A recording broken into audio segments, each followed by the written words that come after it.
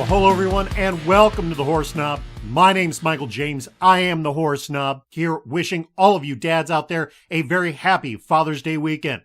And in honor of your big day, I'm running down a top 5 forgotten favorites list, an episode I like to call the top 5 horror movies of dads to the rescue. A list perfect for probably about half of you out there, all of you who like to look forward to the hero winning the day, having a good guy to cheer for. But for the other half of you, don't think that you've just been forgotten or ignored. Stay tuned for tomorrow. I have you covered as well with a Creeping Classics episode, a compilation of trailers from the top 5 classic horror films that feature dads doing rather diabolical shit. A great yin and yang balance to today's episode, making sure everybody is feeling special, everybody's feeling honored, and every dad, big or small, hero or villain, is being thought of. So with all that being said, let's get into today's list, talk about the hero side of things, and kick it all off with the first movie on our list, number 5, Searching. A great modern take on a very classic, very basic storyline of a man searching for his daughter. Thus the name Searching. What really separates this movie, though, from anything else going decades back, I mean, you've seen this several times over now, it's not new. But what separates it, what does make it new, is how the movie is constructed. It is done almost entirely via different chats, Facebook groups, Zoom-type meetings before Zoom was really a thing. It's all shown off of a computer. Think Unfriended or Host, that type of thing. And it works beautifully, providing us as viewers imagery and a story that has a very modern, very realistic, and very relatable feel to it. Written, directed, and acted exquisitely, all led on screen by John Cho, a dude we have known for decades, a guy you probably recognize most as Harold from the Harold and Kumar movies, or as the original dude screaming MILF in American Pie. Dude goes back that far. Now he's an adult grown man, kind of a shocker honestly to me, but moving on, with a teenage daughter who he is desperate to find. You can feel his angst. You go through all of the emotions with him, just from basic concern and questioning. Hey, she didn't come home last night, but yeah, she's a teenager. This kind of shit happens. To downright paranoia about what the fuck happened to her and if she's even still breathing. All of the mystery, all of the detective work, all unfolds for us on screen, and it is just great. If you have not seen it, it's available video on demand just about anywhere you can think of. Definitely worth the price. An excellent movie that is a must-watch for this Father's Day weekend. And number 4, it's The Possession, a movie I've actually talked about before as part of a 2-day celebration looking at possessions and exorcisms as Horror Snob hit a massive milestone. If you want to check out that Forgotten Favorites Top 5 list, link is provided for you above. As for The Possession, this is a great film that stars one of my personal favorite actors, Jeffrey Dean Morgan, Mr. Negan himself. This time he's the father of a broken home, him and his wife have split, Kira Sedgwick playing the female lead in this, and they have 2 daughters that they're taking turns with, as will often happen in this kind of situation. One weekend, he's got the young daughters, they're out checking out a garage sale, and the youngest of the 2 comes across a Dubuque box.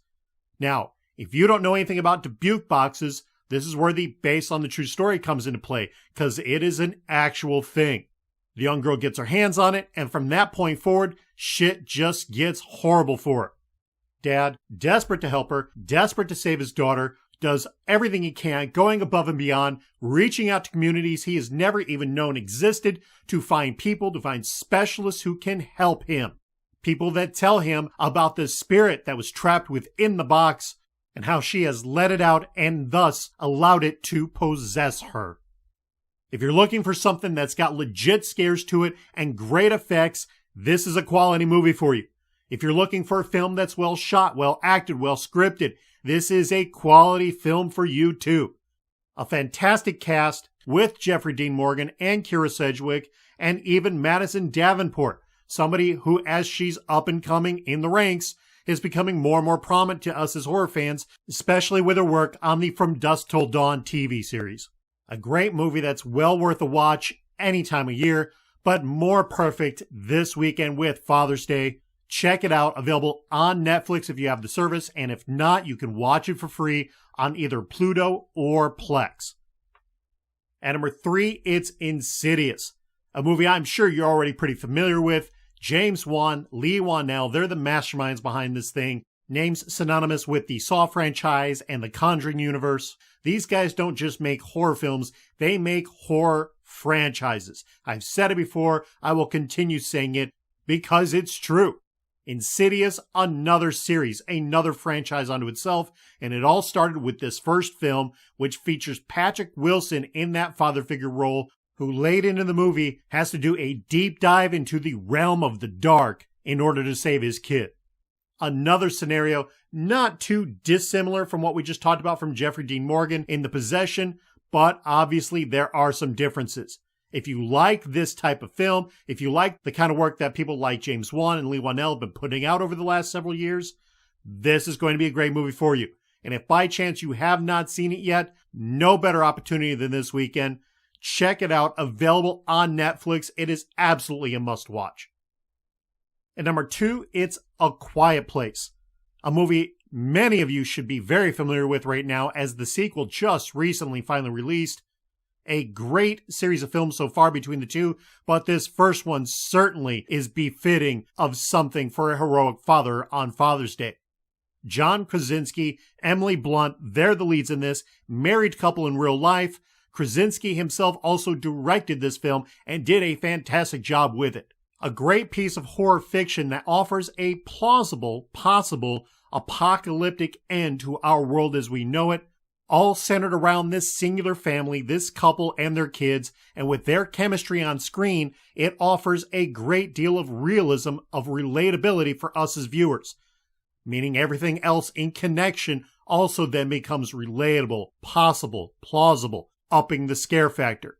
Fantastic work from everybody all the way around, in a movie that does have one major horror hindrance to it. Something we as horror fans often find is a massive no-no. It has a PG-13 rating. That usually means that it'll be at best an okay movie, but in the end probably doesn't offer the level of scares we're looking for. Quite the opposite here. This is probably one of, maybe the most successful PG-13 rated horror film you will ever come across. A fantastic film available for your streaming pleasure on FX. Go and check it out. Hey gang, before we finish up today's episode, just a quick reminder to check out the website, HorrorSnob.com. You can find a full archive of everything I've put out thus far, some truly awesome novelty items, and absolutely rare horror memorabilia authentically autographed by dudes like Sid Haig, John Carpenter, and Bela Lugosi. All available for you at HorrorSnob.com. And now let's get back into it. And lastly today, it's Train to Busan. The only foreign film on our list today, and one that is very deserving of the top spot. It is an absolute must-watch, a near-perfect film. If you have not seen it, it wouldn't be a shock. This one got passed around by rumor pretty much in the United States only, so I'm recommending it to you officially, and I'm going to tell you how easy it is to find it in just a moment. The whole thing follows a young man and his daughter. He's divorced. They're going to see mom, and mom lives not in the neighborhood down the street, but in a city several cities over, of which getting there by train is pretty much the only means to do so. Early in the morning they leave, and unbeknownst to them, as they're hopping on the train, the zombie apocalypse is going on all around them. And it has found its way on the train. From there, you can guess how things go down, and Dad is desperate to save his daughter and get her off that train and get her to her mom. A fantastic film you can find in a whole bunch of different places.